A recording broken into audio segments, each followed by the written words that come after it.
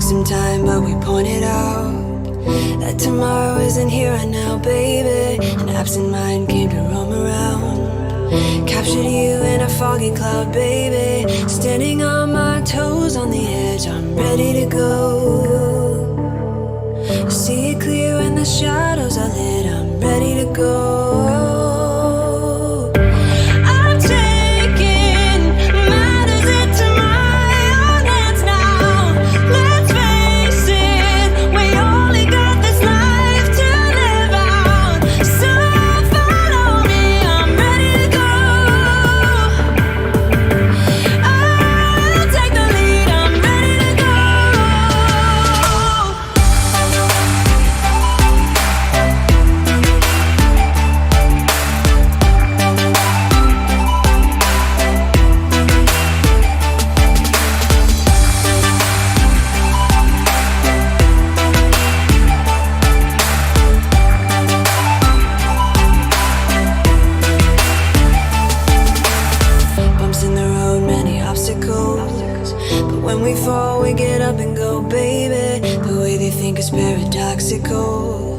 Captured you in a foggy cloud, baby. Standing on my toes on the edge, I'm ready to go.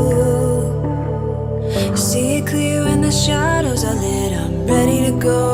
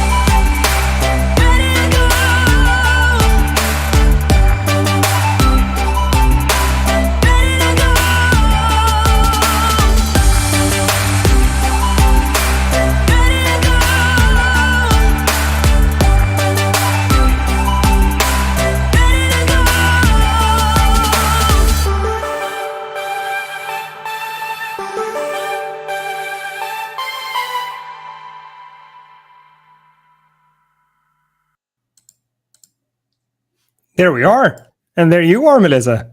Look at this. Hello, guys. I'm looking. Woo. I definitely need my hair done today. How is everyone? How are you? You're good, Joel. There we are. Wonderful, wonderful. We have such a great topic today, and we're so glad that everybody is joining us. This is a topic that it's something that I find difficult myself. I'm going to be honest. It's not my strength, but it's an integral part of your business. And if you don't get this part right, the rest is not going to work. All the work that we've taught you so far is not going to happen without this last part. And today is enrollment calls and how to handle them with ease. Joel's going to be going through this, and I cannot wait to hear it because I feel that when I do this, Joel, that I know your success rate is incredibly high with this. And this is, I'm going to be honest, this is not a strength in my business. So I'm really keen to hear about that and see what the secret sauce is for our day 5 challenge. Yeah, I'm happy to. And I mean, this is, when we talk about enrollment calls, that is the actual topic of the day. You can call them enrollment calls, you can call them sales calls. You Yeah. can call it whatever you want, How but at the end of the really day, what we're doing is we're asking someone if they want to work together with us, and we're asking for an exchange of my time or my yeah. service or my product for your money. And Yep. that's what it is. And I mean, sometimes some people love these calls. We have champions of the craft. The one You? that popped to mind is obviously Grant Cardone, the king Yes. of sales, obviously.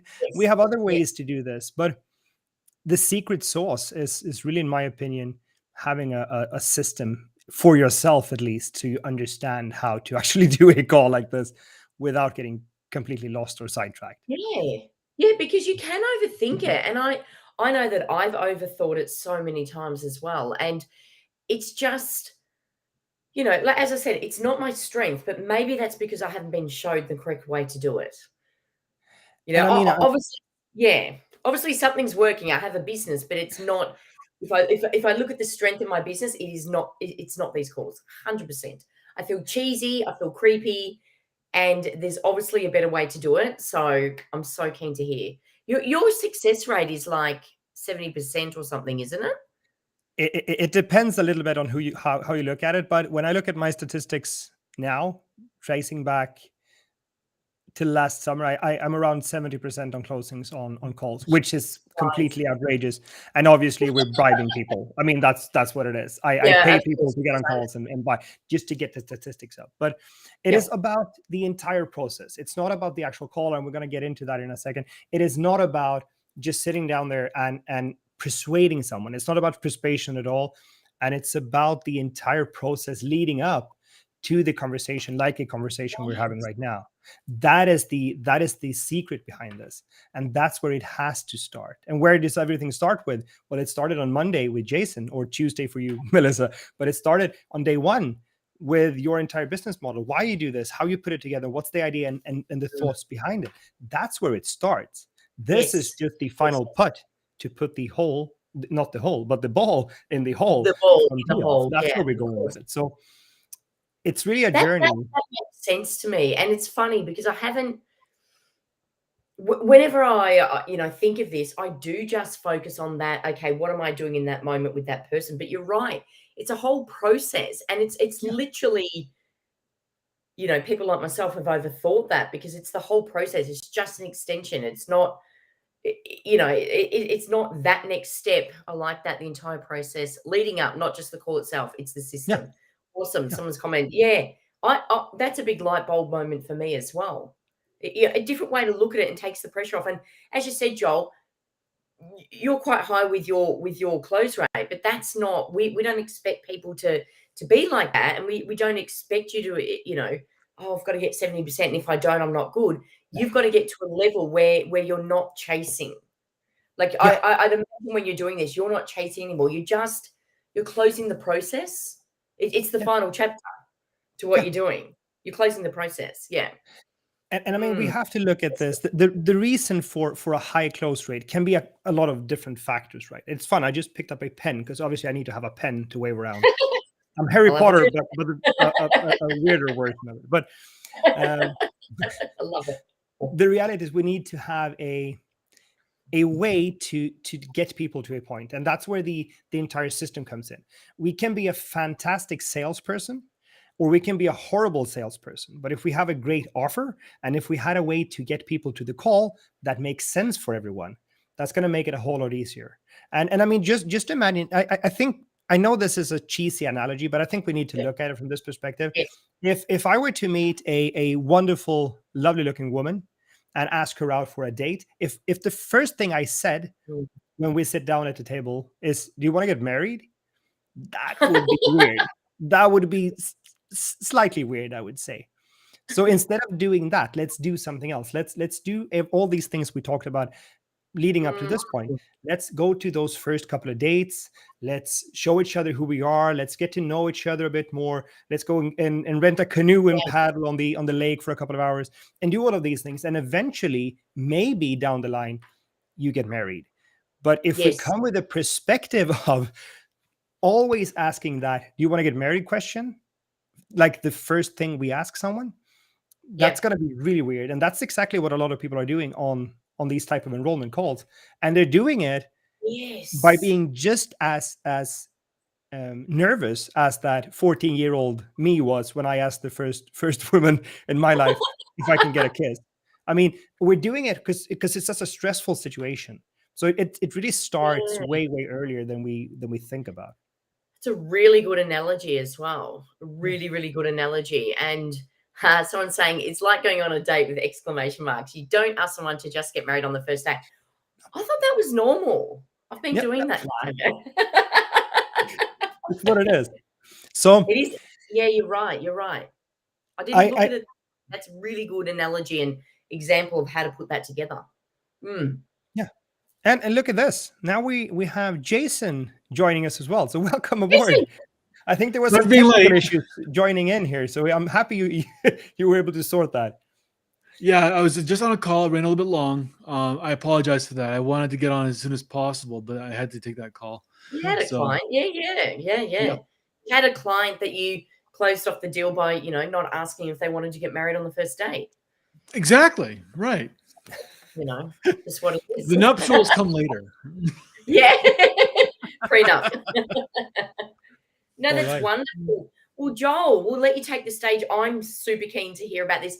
Guys, keep asking your questions in the comments there. Jason and I will be jumping into some groups and there to answer as well, because obviously while Joel's talking, he can verbally answer, but he may miss something. So Jason and I will keep checking that. Whatever group you're watching in, drop a comment below. If you're watching the replay as well, make sure you do still comment and let us know where you're from as well. Let us know what your biggest challenge is when it comes to closing these calls without asking to get married.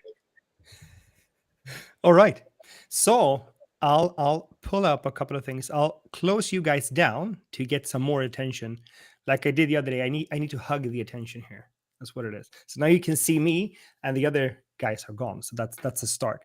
So when we talk about this, and we talk about this from a holistic point of view, I wanted to bring something up again because we talked about this just the other day. Let's see if I can get it on screen here.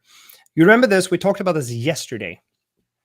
This is the entire workflow I talked about when we talked about setting up a funnel and getting people to see your stuff and getting them into your world. Now, at this point, we're looking to talk about the enrollment call specifically, and we're getting there. But I would just want to point out that this is where it actually starts. It starts when someone sees anything you do. It can start with a social media post. It can start with you being on a podcast or having your own podcast and someone hearing, seeing, or looking at something. This is where the enrollment call starts, or the enrollment process, rather, I should say. Should say. Let's see if I can speak English for the rest of the call. So we need to think of this as the entire road leading up, or the entire journey that people go through leading up towards the actual call. And if we look at it from that perspective, we have lots and lots of chances here via emails, via things that we can provide people with to actually pre-frame the call. So before we even get on a call, they are in the right mindset. They know who we are. They have gotten enough information to like, know, and trust us by this point. So we don't have to worry about building rapport on the call or being weird, or they don't know what it is, or they have no idea. We have all of these opportunities here to actually do that before we even sit down for the conversation. So that's why I think it's super important to look back on all of these days, starting with day one from the challenge, because everything leads up now to this point. Everything leads up right here. So let's start looking at how we can actually deal with that part of it. And I'm going to show you, hopefully everyone has the handout for today. And it's a very simple handout. It's a one-page cheat sheet that I created for you guys to sit down and look at it. Now, I took some credit, actually, where credit isn't due. Sure, I created that, but it was influenced, and it was heavily influenced by one of the best sales trainers I've ever worked with. So, Mike, if you're seeing this, shout out to you. You did a fantastic job teaching me all of these things. And now I'm going to send that forward to a bit more of some lovely more people here. That's what's going on. So here is the actual handout. And I'm gonna talk a bit more about this, and we're gonna go deeper into this. But I just want to show you that we have 6 distinct phases of an enrollment call. This is what it is, and it comes down to different phases that we go through. I'm not gonna read every part of this because you have it, and if you don't have it, you let me know in the chat. I'll make sure to post it in the chat so people can get it. So this is the whole framework, and the most important thing of all, And this is where I used to fail horribly, is the first part, the framing of it. I'm going to take that down for a second so I can actually see you. The framing of a call is super important. And let me give you a real life example here. I went a couple of years back, super excited. I traveled for several hours to go to a meeting with two people that owned a business. And it was quite a successful business, and it was quite a high profile business. So I was really keen to be able to come into that meeting and close that deal. The problem was I didn't pre-frame anything. I just met these people, we exchanged cards, we had some conversations, we booked the meeting, and I went to the meeting. And remember, I traveled almost 5 hours to get to this meeting, didn't pre-frame anything. So when I ended up on this call, we met at a restaurant, and we sat down, and on that restaurant, we had lunch, and that was the thing. And we started talking, and we had a really nice conversation. It was like sitting there talking to two friends. And we're sitting there, we sat there maybe 2.5, almost 3 hours, talking about this and that and all of these things. And by the end of this call, or by the end of this meeting, they said, all right, so what's the offer then? And I hadn't framed anything. So at this point, I'm looking at them and like, all right, I need to present an offer here. And this is an expensive offer. That was a big investment for them. So I was like, all right. So I told them the price of it. And they said, well, that's way too much. We can't afford that. But thank you for joining us. It was a nice lunch. And then we kind of wrapped up and we went different ways and we never spoke again.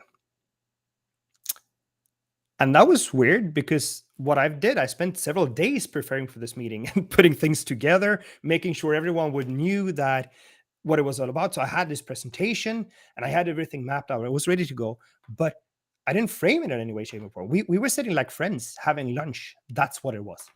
So if we don't have a frame to it, if we don't go into the meeting with a correct mindset and make sure that everyone is on the same page with this, we're going to have a horribly hard time to transition the call from just a casual conversation to a point where someone says, yes, I want to work with you. How can I sign up, or how can I pay you? Where do you send the invoice, or whatever we have as a process for that? So that is, jumping back to the handout here, that is the first part of this, the framing. We need to make sure that when we pre-frame people, let's say we have a webinar before, or we have a video beforehand, ask them, did they actually watch this? Did they actually consume it? Did they actually know what this is about? And on the call, ask them, did you see this, or have you done this? Make sure they have been pre-framed in any way, shape, or form. And if they haven't, you end the call. You will note it says stop here.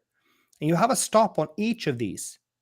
Because if they're not pre-framed, if they haven't done the homework or the things they need to do before the call, we end the call and we say, all right, let's get that sorted. Let's get you that link. Let's whatever that is. And we'll jump on another call and we talk about it. Because this is a crucial part of actually going through the whole process and looking at it. We need to make sure that everyone is on the same page and see how it is.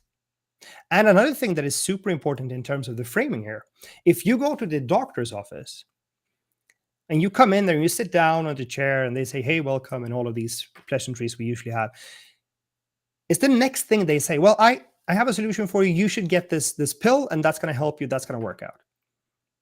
Typically don't, right? Typically they ask a bunch of questions. Where is the pain? How long have you been struggling with that? And all of these, they ask questions because they are there to see and diagnose a problem you have. And that's the exact approach I recommend you have for enrollment calls. You're not there to sell them on anything. You're there to even see if you can help. Because it doesn't matter if you think when you go into the call that you can help them. You need to know you can help them.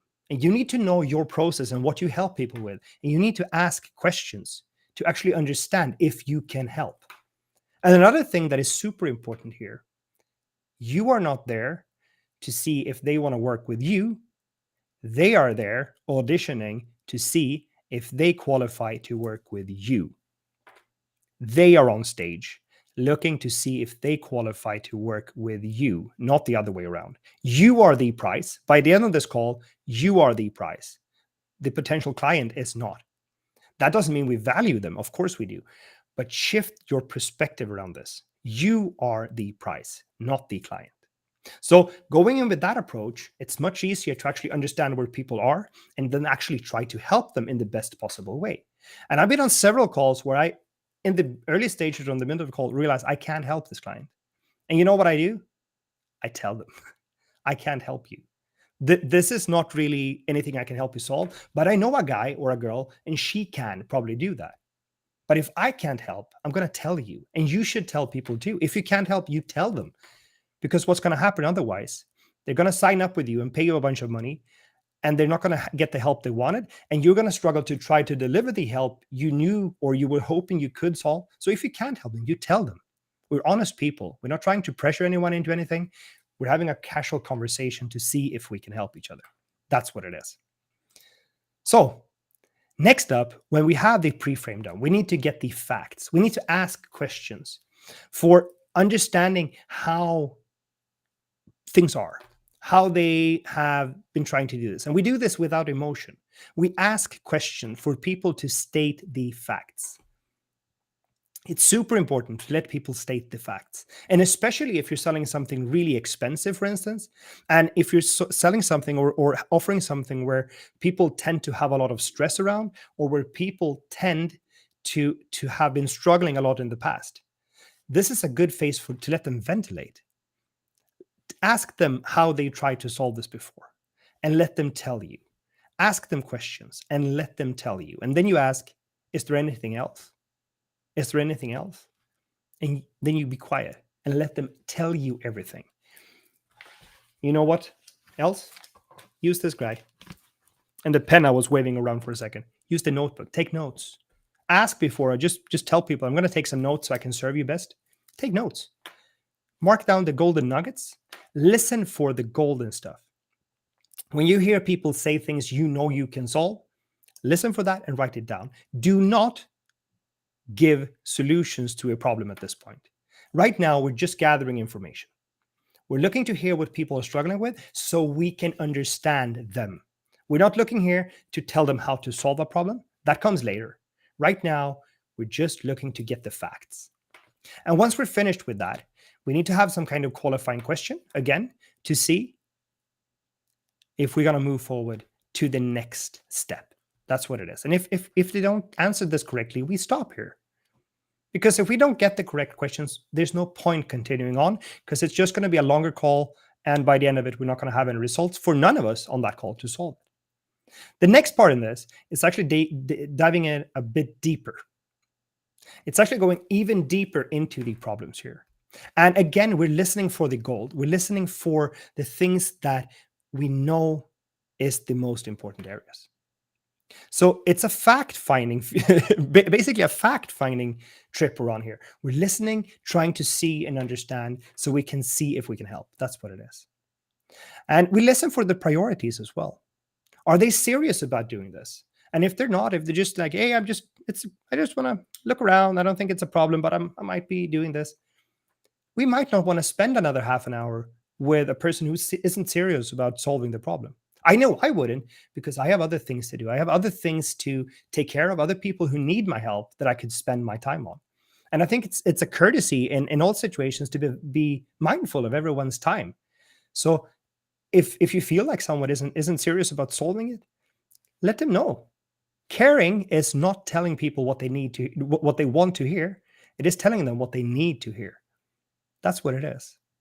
So then we continue on and we talk about the future. How would this feel and how would this look if they actually had it done? Why must they get it done? Why is this important to them? How would this impact life if they had this problem solved? And again, we're not telling them solutions here. We're just listening. We're asking questions to understand why this is important, how that comes together. That's what we're doing. And let me tell you something. We talk about at the end of this asking for money, typically for a service in exchange for this.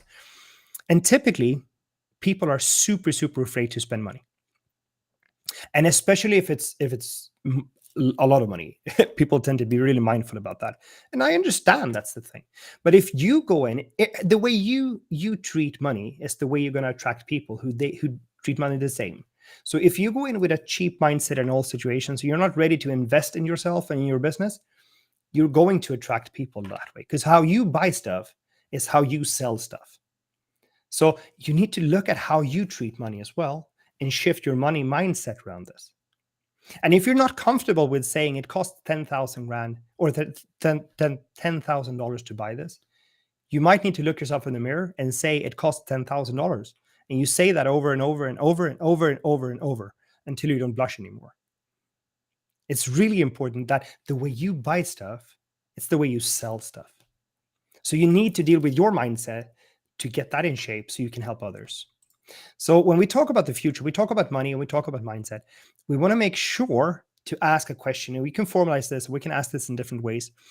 But I think this is a good way of forming it. If you were certain that you had the right plan and you could actually get to the point where you want to be in X, Y, and Z areas, whatever it is, in whatever time frame you want to put this in, how much would that be worth investing for you? This is a super important question because this lets you know what they're thinking. It lets you know how much they are willing to spend.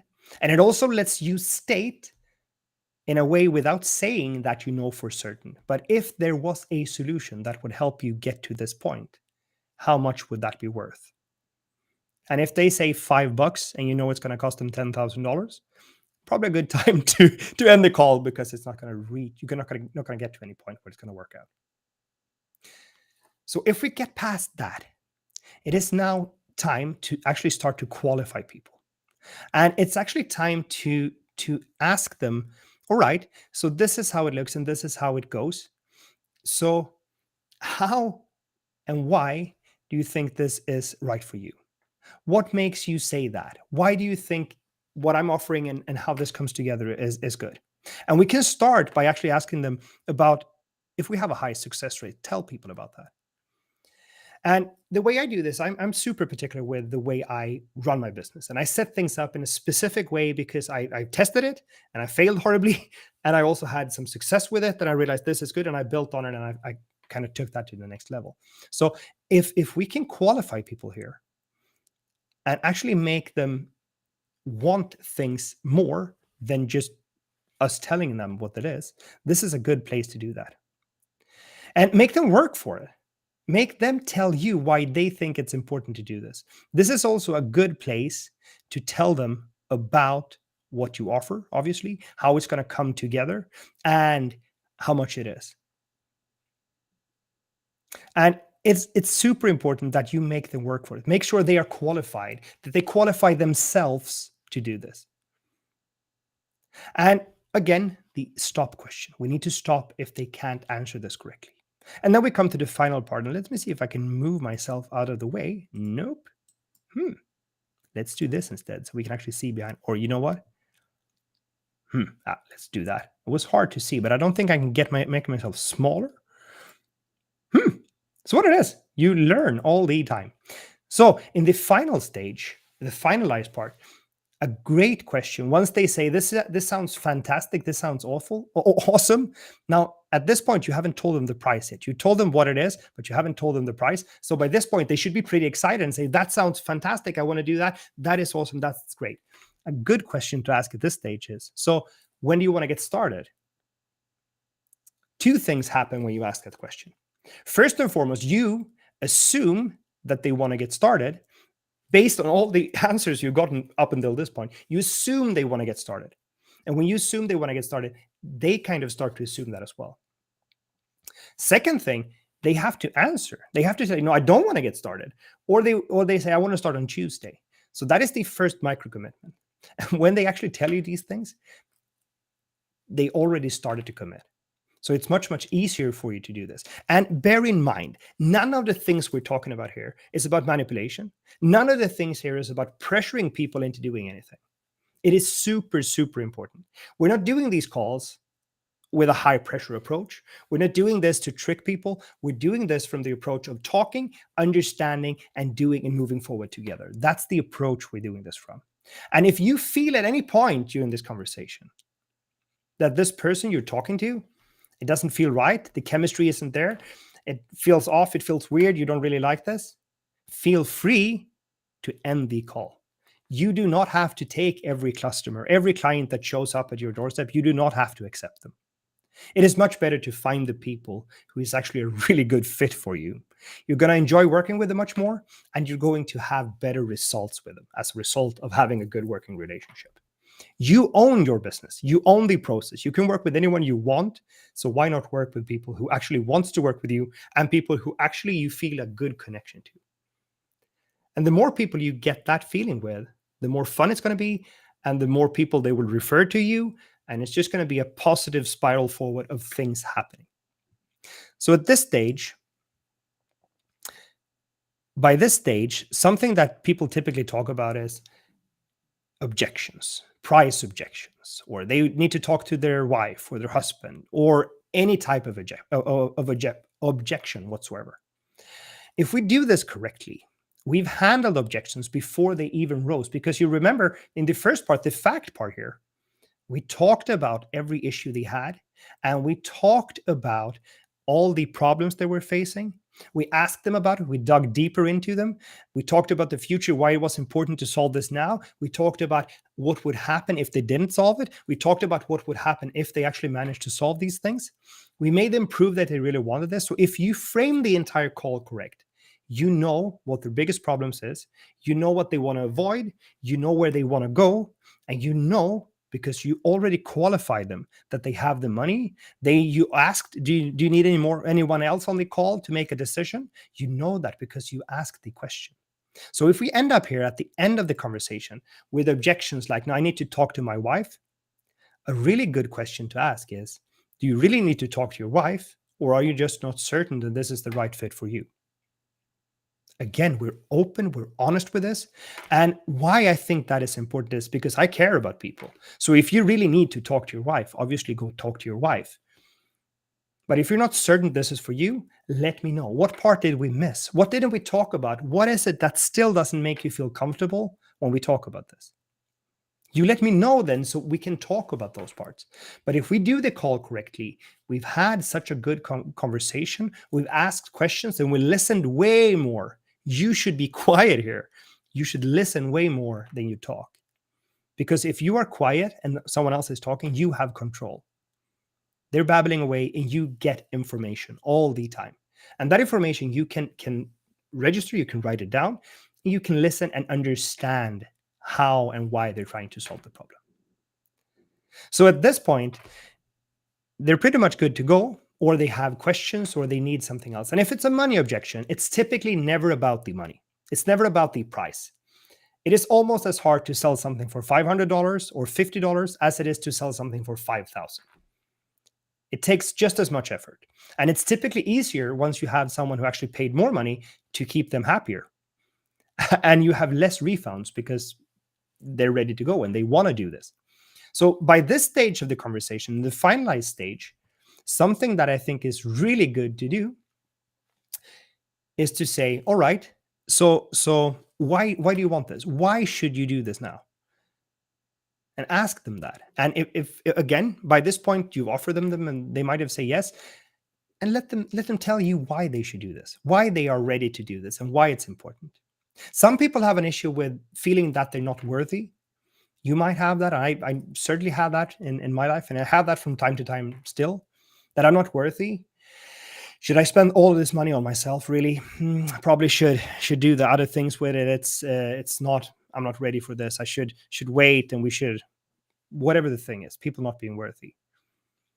You need to acknowledge this, because if you know they are ready, and if you know you can help, you need to help them understand that as well.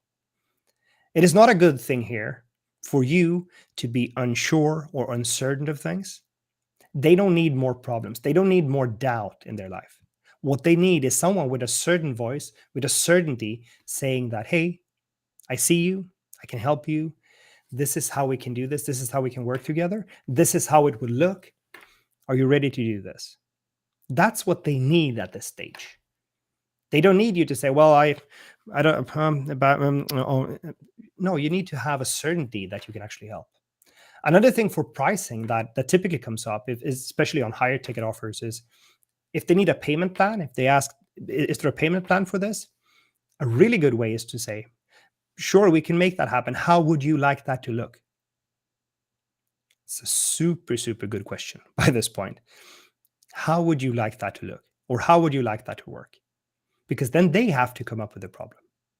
or a solution to the problem? How would they like their payment plan to work? If you ask the question and you just remain quiet after that, they will give you an answer how that would look. And if they tell you, well, I can pay 5,000 now, and then I can pay 3,000 next month, and then I can pay 500 again, done deal. By that point, it is done, it's closed, and you're ready, and it's good to go. Because at that point, they told you how they want to pay you. So asking when someone asks, is there a payment plan? Yes, how would you like that to work? It's a super, super good question to close without being a hard closer.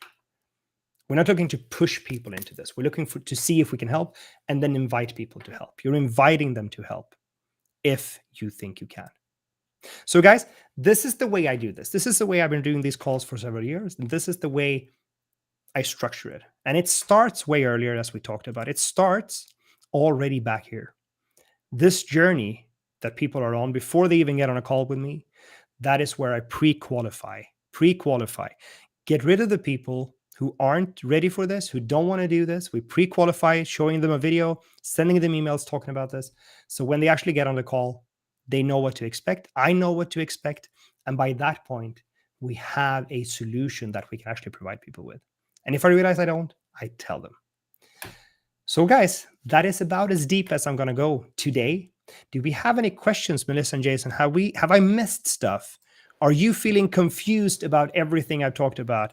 And if so, let me know so I can try to clarify some areas here. Absolutely amazing. That blew me away. Absolutely blew me away. And I love the part about the prize, because that is something I say myself, but I hadn't put that into that end equation of closing. Someone has written here, I don't think I got the whole point. Handling objections, be honest. Like when they say they need to speak to a spouse, if they need to talk or someone asks if it does not fit for you. So you're whoever's posted this, you're struggling with this comment, or maybe, comment again and let us know, elaborate on that a little bit as well. Mind if we give a different perspective on this aspect, especially the handling objections, because this can be very delicate. The thing that's important to know is when they're giving you an objection, like what Yoel said, it's never about the price. It's always about the fact that there's something that they don't trust. It's always a factor of trust. Either they don't trust you, they don't trust your business, or they don't trust themselves to go through the process. And this is something that I covered in. Say again? Sorry, Jason, that person's come back and said that they missed part of the point. So it's good that you're recapping on that. So, yep. So this is what I talked about. This is what I talked about when juicing. They were juicing and they missed it. We won't go anywhere more than that. We're just juicing. Great. So Juicing. When it comes to alleviating this confusion of the lack of trust that's either you, your business, or themselves to actually go through the process, the last one is usually the most prevalent. I don't trust myself because I don't trust that you are going to be there for me when I need you. Yeah. And so when they say I need to talk to my spouse, this is really an opportunity to have that conversation. Every single time that a person says something, it gives you another data point to investigate. And the more you investigate, the more you understand about this data point. I need to talk to my wife. Great. Tell me more about your wife. What is it about them that would give you more insight? And just have that conversation. Find out what they will get that they don't have right now through that objection. Most of the times they don't have to talk to their wife. It's just they need a pause, or they need to come up with a reason why their doubt is justified. They need to come up with an idea to justify the fact they don't trust something, and they need to rationalize it. Okay, I feel good about not trusting this. I can go ahead and say no and feel good about that, and feel like I won't be missing out on anything major. So as soon as you allow that objection to take place, you are doing them and yourself a disservice. You're actually doing your prospective client a huge disservice, because you are not giving them every opportunity to tell themselves that, one, they are worth it, and two, they can do it, and three, you are the person that they need in order to make it happen. So objections really are just your ability, the opportunity to have another conversation to understand what about this is so scary. What about Yeah. this is making you feel like you don't trust me, you don't trust the process or yourself. And when you can alleviate that, once you can overcome that, you unlock everything that's needed for them to say, absolutely, I am willing to take the risk of giving you my money. And I believe that what you have to offer is worth way more than the risk that I am doing, that I'm giving. Because here's the thing. People are naturally risk averse. And if all things being equal, they will always look more to what they are losing to what they Yep. gain. If Yep. there's an That's the if there's brain an doing equal its footing job. of what they can gain and what they can lose, 9 times out of 10 they will look at what they can lose. So you need to shift the scales. So what they lose, which is just a financial investment, isn't really a loss. It is an investment. What they're going to gain is at least 10 times larger than what they're going to be spending for that. It's the whole idea of under promise, over deliver, Over and deliver. Yeah, making sure definitely. that you give way more than what they had bargained for when they invest. Absolutely. The And I juicer. especially think that, oh, sorry, Melissa. No, This I is was the going to say wonderful part the of juicers. distance calls. It's that half a I second delay. know.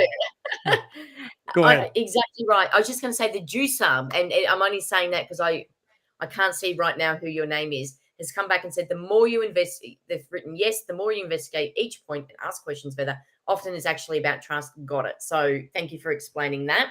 And Yeah. thank you for putting that up, Joel. Yeah. So I just want to point out what Jason just said here, which I think is spot on, and I think it's amazing. It is 100% about trust. And it's about the relationship that you create before the call and that you create on the call. And that's why I say that if you feel like at any point during a conversation that this is not right for you, you have to tell people that.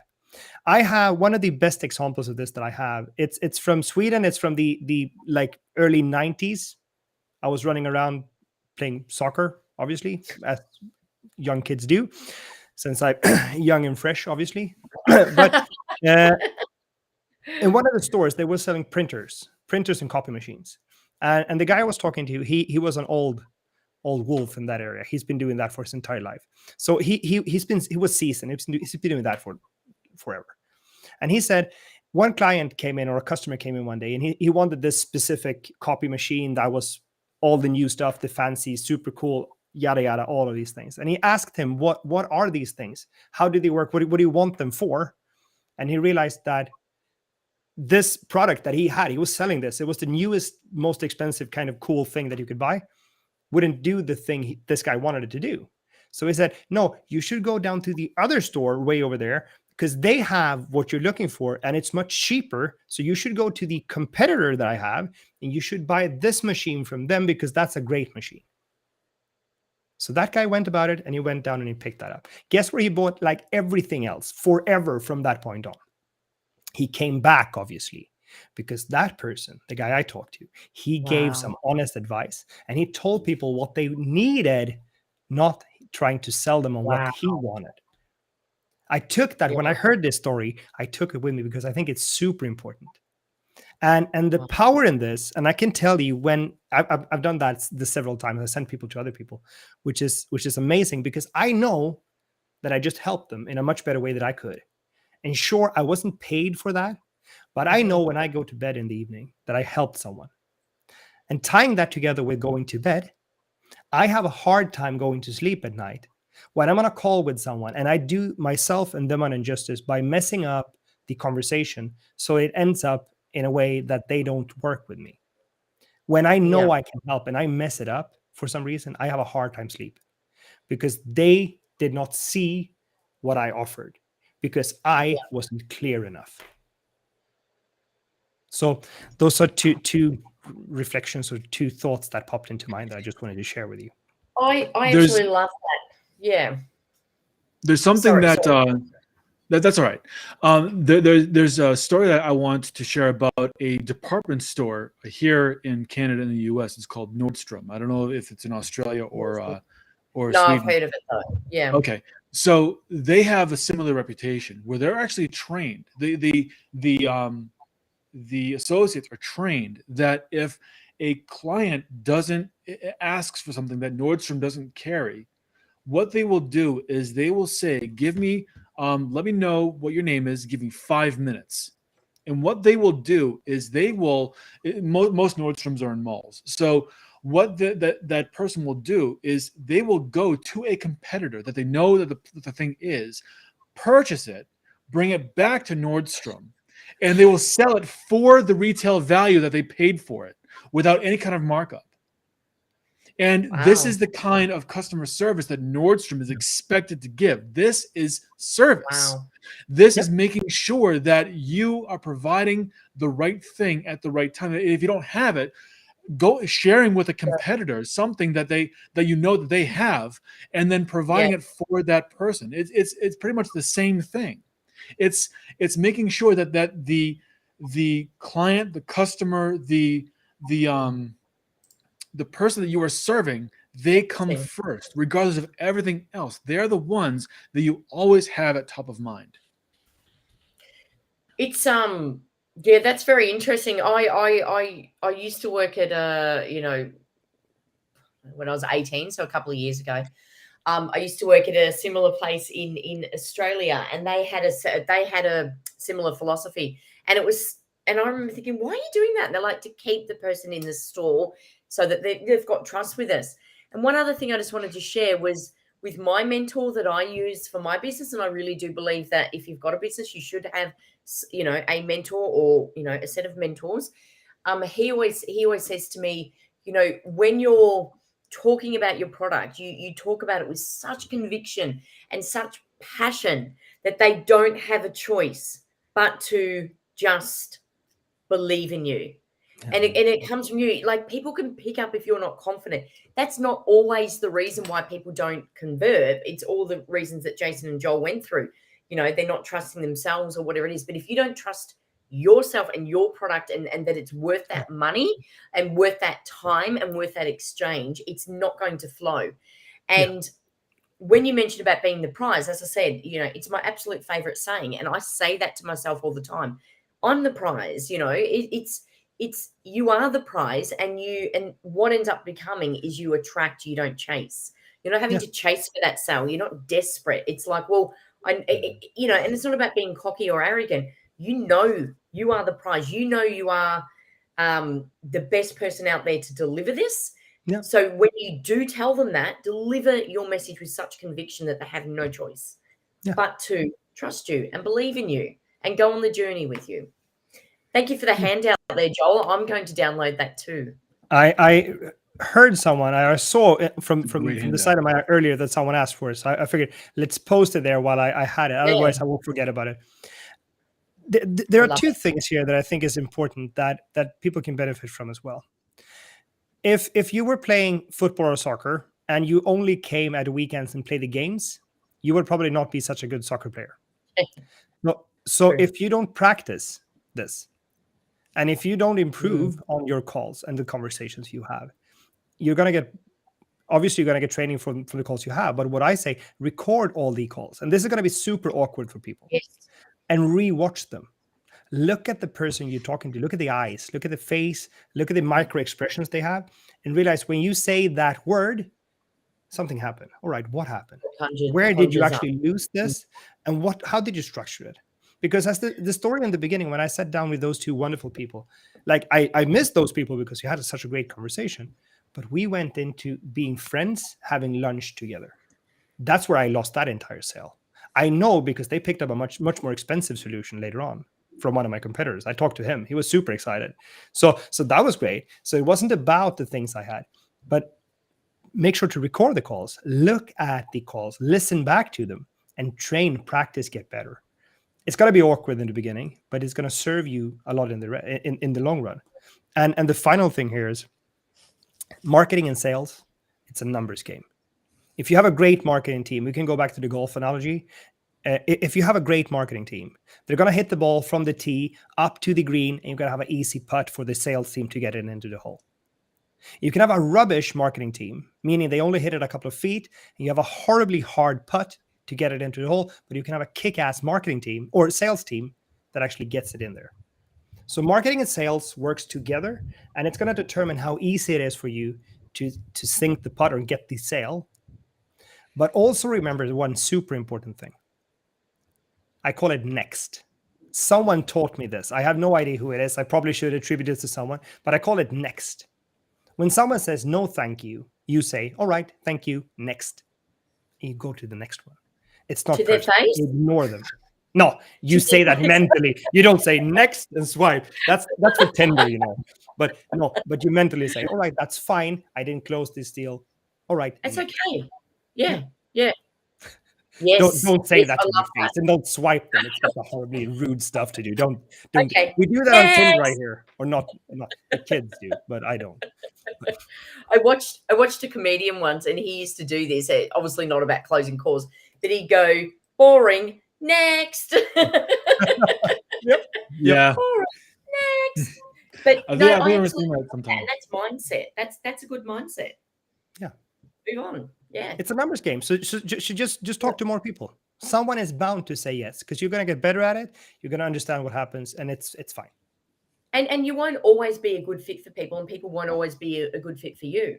I had a client, and look, she was great. She's got a great product. She's got a great brand. I won't say it's a bricks and mortar business. Yeah. Huge following. I was so excited to get into it, and I got about a month in, and I hadn't trusted my instincts earlier. And I work a little bit different for those who don't know me. I do consulting and coaching, but I've also got what we call in Australia bricks and mortar business. So, it's I'm working one-on-one. Like it's a different sort of business model as well. But the same process, I still need to close things with them. I still need to put in a proposal, and I still need to sell myself. And I didn't trust my instincts. And after about a month, it was causing me a lot of distress. And I pulled the contract after a month, and it was a very lucrative contract. And that's hard to do when you're thinking, wow, and it's per month, it was thousands and thousands of dollars. Like, that's hard to say, hey, but I wasn't aligning with it. And there's a difference with just not aligning and, okay, we can work on this part. I couldn't, it wasn't a nice situation. And it's okay sometimes to not be a fit. I was okay with that. I made a mistake, but I learned from that. And when I saw this, I saw it coming. I didn't trust my intuition. Then I had to put myself into a position. Someone saying you don't sell your soul. Yeah, you're not giving, your firstborn child. It's like, look, I've got something of value, but, you got to fit into it as well. And I remember saying to this client, like, I've got to be a good fit for you. And, I've always said that, but you need to be a good fit for me. And I don't, after now doing this for a month, you're not a good fit for how I operate and everything. And that was it. Yeah. Hard, but it would have been easier had I been a bit more honest with my intuition before. Yeah. I knew in hindsight. I didn't trust it. And when I hear things like this, I think back to when I started my business, like literally the first time. And I heard people say things like this. No, you have to align with people. And I was thinking like, no, I need to get a client because I need to make money. Yeah, so it doesn't matter. I'm going to sell my soul. I'm going to do everything. I'm going to jump in hoops and I'm going to do whatever they ask from me. I'm going to do that. I just need money. I need a client. And that was the perspective that I had and a lot of people when we start out in the beginning we had. I did. But a suggestion, if you feel like that's the case for your business, go get a job. Go get a job and start your business part-time and do that as a small thing in the beginning. Because if you feel desperate, if you feel like, no, I need to close a client, people are going to feel that. You're going to do a horrible job for it. And you're going to burn out 100%. because you're going to work with people 100%. you don't want to work with. So get a job. Right. Your focus is on the wrong thing. I got a job initially. Your focus is not on how you can serve the clients at that point. Your focus is on what you need. And that, like you said, that carries with a sense of desperation. Yeah. And that desperation will be felt by the prospects that you interact with. So, and this is why it's so important to make sure that you always keep your clients as the thing that you are always focused on. Because the moment you take your mind, your eye off of that focus, they feel it.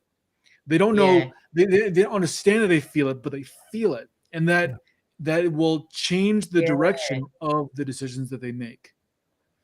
That's such a good point. And my mentor had said that to me as well. Like, I obviously work in social media, and initially when I was building this business, I needed the money. I got 2 kids in private education. Like, I needed the money. I can't, and I went and I was working initially part-time, then they offered me full-time. I was working in social media. So I would look at, and it was hard. I'm not going to say it's not hard, guys, but I would look at it as, and I did that for 2 years before I left my job full-time. Yeah. To build my business. And I didn't want to leave my job full-time until I essentially doubled what I was earning. So I had a bit of fallback because I'm losing half of that when I leave. So I had to double what I was earning so that I could afford to do it. And you can do that. You can actually do it. And I'm so glad you said that, because so many people look at that as they're failing, and you're not.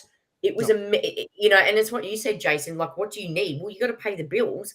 If that is to go and get a job, and look, I was very fortunate. I had a job within my niche, so I was learning so much along the way. Yeah. But it allowed me to build it up. But I had to get that mindset right.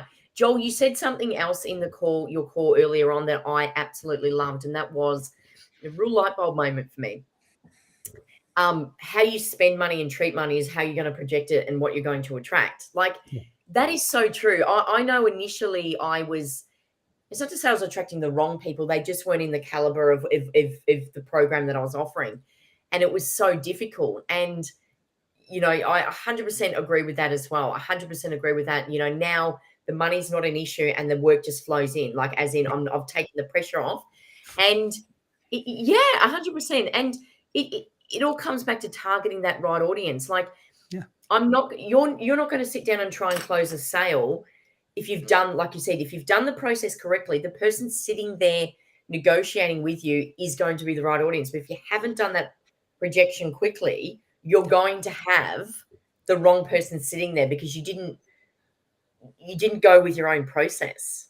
You didn't go with your own process. Oh, no one's going to pay this. And you're so right about what you said about it's easier to sell, $5,000 or $50.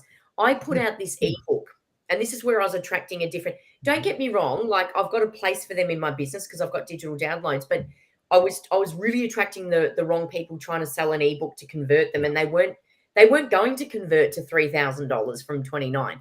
So what I did is I put out this ebook, and look, it did well. I sold copies and stuff. Do you know how easier it was to sell a $3,000 program than a $29 ebook? The amount of time I was answering questions about a $29 ebook, and I'm thinking, what am I doing? And I remember with my mentor getting on the first call, and this person goes, yeah, cool. Like, how do we, what deposit do you want? Do you want me to pay up front? I'm thinking, I've been trying to peddle this $29 ebook. And I'm not saying you can't have those products, but I'm thinking it's because that's where I believed I was at. And the minute I went, no, it's $3,000 or whatever it was. Yeah.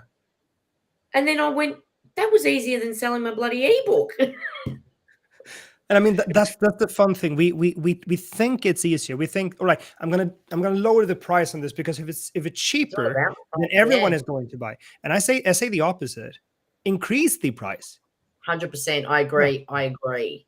And it feels weird, and it feels wrong, and it feels like no, that sounds like, but it works, and it's actually when you. I know we went long, but can I just tell one story? Yeah, go for it. I love the stories. My brother, my family, where we come from, we've been racing cars, rallying, almost every single one in my family for 19 generations back. They did that in the 14. No, they didn't, obviously, but we've been racing and they raced dinosaurs. Yeah, they had steering wheels on the Stegosaurus. That's what they had, and they were racing around. Sorry, the Ford family. And my father and my brother was quite successful. They came a long way in that area, and we met a lot of cool people that were even more successful in that area. And one of these people was a Swedish guy named Per Svan. Obviously, don't matter, but he was really successful here in Sweden. He was one of the best, and he went down to Opel or Vauxhall, as you guys call it in Australia, I think, their headquarters in Germany, because they wanted him to race for him in the European League. So he went down there and had a meeting and talk about how he can do that. And they asked him, everything was fine and good, and he was a good driver. And they asked him, what salary do you want? And his answer was, well, I don't really care if I can drive for you. That's fine. I want to drive for you. So if you can pay me, I think at that point, I think he said, if you pay me 100,000 crowns, which is $10,000 a year, I'll be happy with that because I just want to race.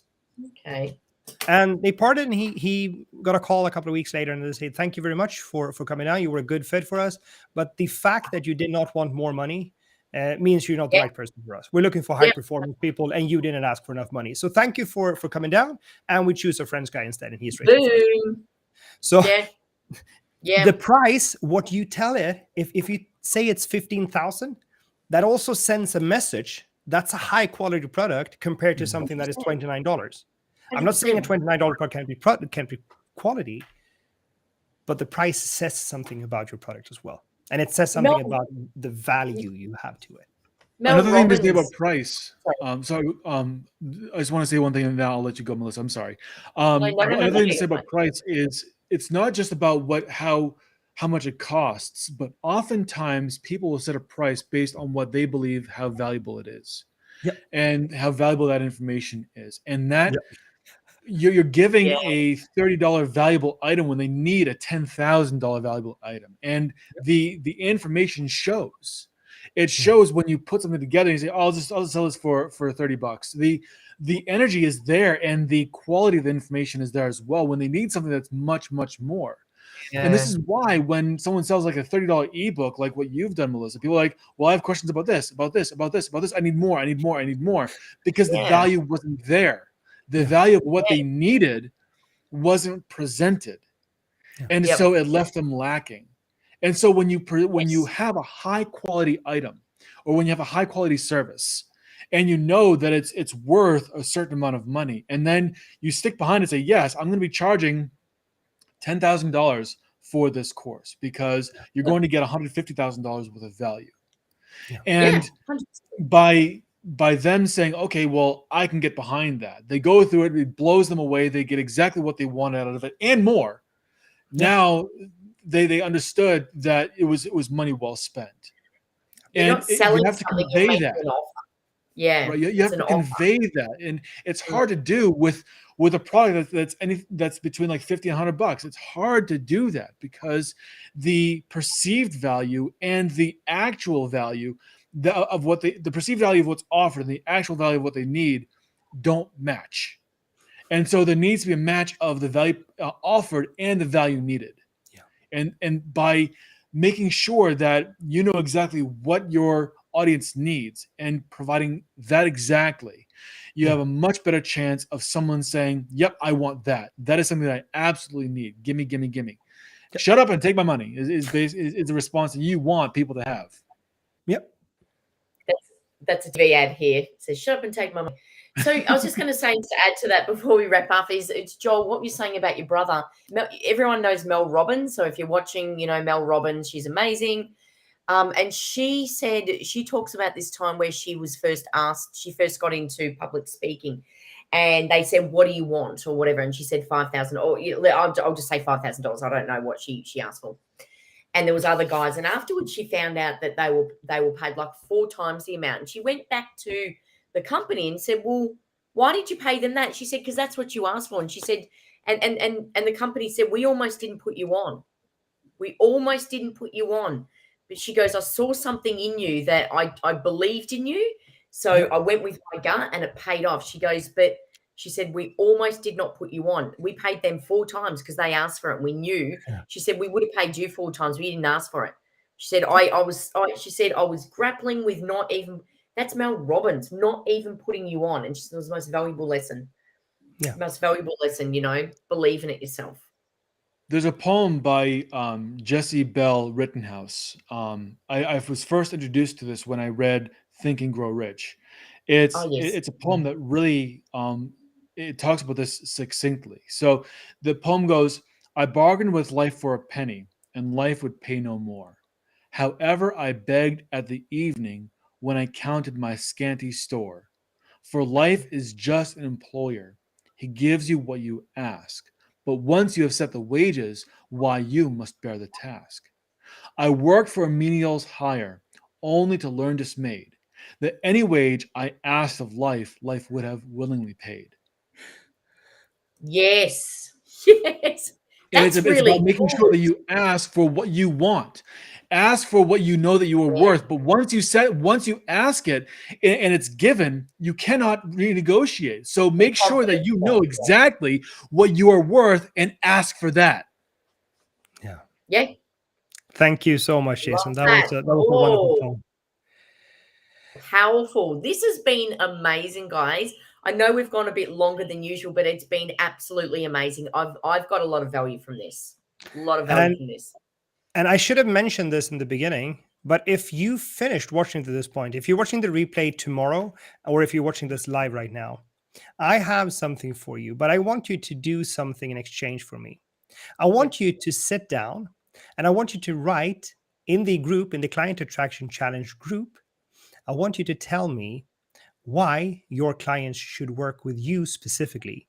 And I want you to do the elevator pitch, basically just one or at a maximum 2 lines where you tell me why people should buy your stuff.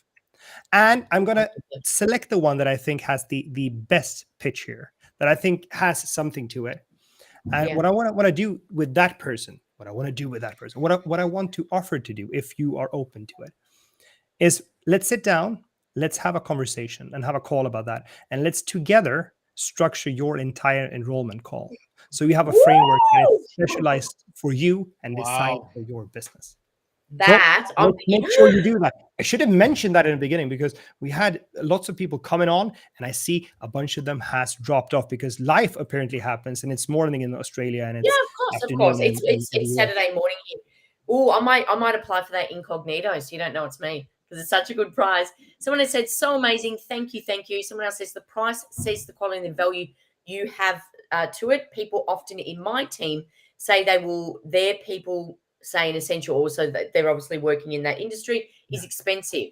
It doesn't happen to her because she doesn't sell it that way.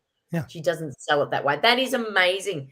Joel, that is an absolute incredible I don't even want to say prize because it's a gift, really.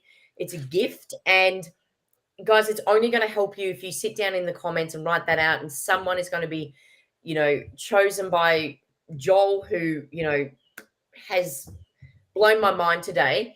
Can you write that question again? Yes, can we put that in the chat? I'll put it in the post. But what I want you to write down is I want you to write down your elevator pitch. The pitch you say to someone when you're in the elevator, you're only going a couple of floors, so you have to be on point with what you say. You can't give them the long version. You have to give them the short version. 1 or 2 sentences max. What you do and what you offer. Yeah. The one who has the best elevator pitch. Going to choose on something. You don't know the algorithm behind that selection, so that's going to be a tough one. But put your elevator pitch in. I'll take a look at all of those, and I'll reach out to the people or the person who actually I think has the best one. Put it in the group and be open and honest. And if when you're putting the elevator pitch forward, you don't feel comfortable with that, that's because something's not aligning with you. So listen to that. What does align? What do you feel comfortable with? Because you're not believing it if you're not feeling comfortable with it. Why would your prospects want to work with you? Write your elevator pitch, 30-second max. Joel is going to choose one person to give this amazing gift to. You guys are amazing. And tomorrow, we're going to wrap it up. Yeah. We'll put it all together. And we're going to put everything we talked about this entire week, these 5 days so far, we're going to put that together and actually see how we can make something better and greater of the pieces combined. And it changed, guys. Look at this. The death robot is now something else. So tomorrow we're going to put these pieces together and turn it into a real thing that I can actually fly. So make sure you tune in tomorrow before it turns into something else completely and is unrecognizable, even more than it already is. Let's see what happens. It'll be Michelangelo, some kind of Michelangelo exhibit. It could be Joel. Probably. If your kids can put together the David and Legos, that's impressive. All right, guys. See how much you sell of that, Joel. Thank you I love so it. much. All right, guys. Showing up today, and thank you for taking the time, and thank you for investing in yourself and your business. It's important. So thank you for that. Brilliant, guys. Love it. See you tomorrow. Bye. Bye.